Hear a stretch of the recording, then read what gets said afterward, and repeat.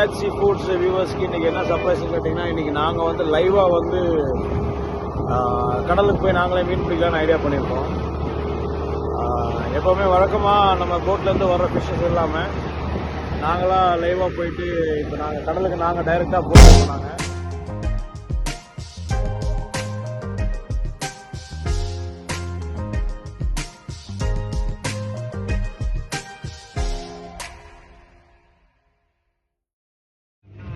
Hello viewers, இன்றைக்கி பார்த்தீங்கன்னா நாங்கள் ஃபிஷிங் பண்ணிகிட்டே இருக்கிறோம். இன்னும் வந்து ஜஸ்ட் இப்போ தான் ஒரு 2 தேங்காய் பழம் கிடச்சிருக்கு.